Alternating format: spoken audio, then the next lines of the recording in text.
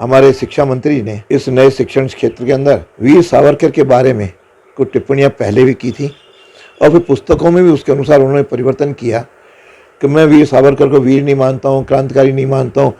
कभी कभी बड़ी खुशियों का खजाना छोटे छोटे तोहफों में छुपा होता है, इसीलिए तनिष्क लाए हैं little big moments, a fresh new collection of earrings, साथ ही डायमंड ज्वेलरी की वैल्यू पर अप टू 20% ऑफ भी। तो आज ही पधारे Tanishq Ajmer at India Motor circle.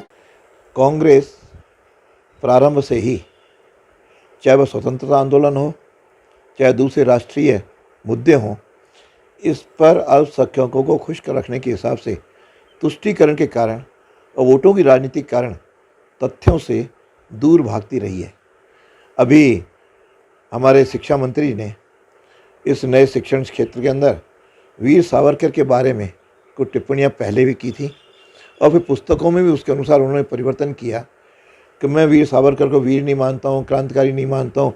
कई बातें उन्होंने कही, उन्होंने माफ़ी मांगी, इस प्रकार कई बातें कहते रहे, लेकिन मुझे ध्यान है सत्य सत्य ही रहता है।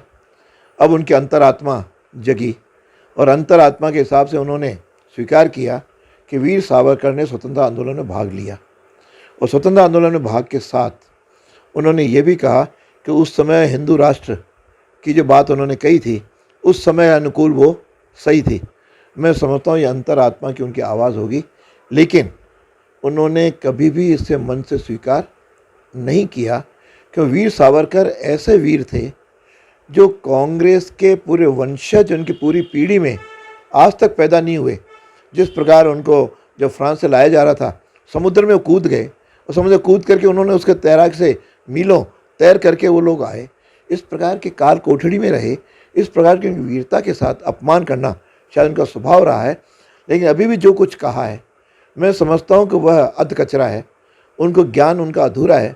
यदि पूरा पढ़ते तो शायद हिंदुत्व के बारे में सही व्याख्या करते, क्यों सुप्रीम कोर्ट ने आज से कुछ समय पहले इस हिंदुत्व के बारे में पूरा एक वर्जन दिया है कि हिंदुत्व या हिंदुज़्म या हिंदुस्तान केवल एक संप्रदाय के साथ जुड़ा हुआ नहीं है, कोई पूजा पद्धति नहीं है, ये जीवन जीने की शैली है। जिस प्रकार यह जीवन जीने की शैली स्वीकार कर लेंगे फिर शायद किसी को भी कोई दिक्कत नहीं होगी।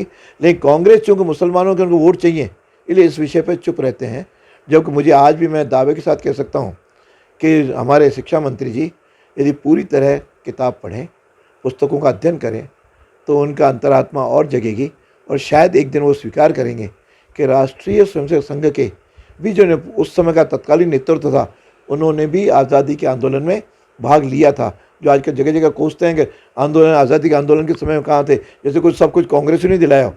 उस समय भी कई संस्थाओं ने, राष्ट्रवादी संगठनों ने देश की आज़ादी के लिए अपने प्राणों को भी त्याग किया, समस्याएं भी सही, जेलों में भी गए। तो वही स्थिति आज नहीं, मुझे लगता है कुछ समय के बाद वह भी इसको स्वीकार करने के लिए मजबूर होंगे।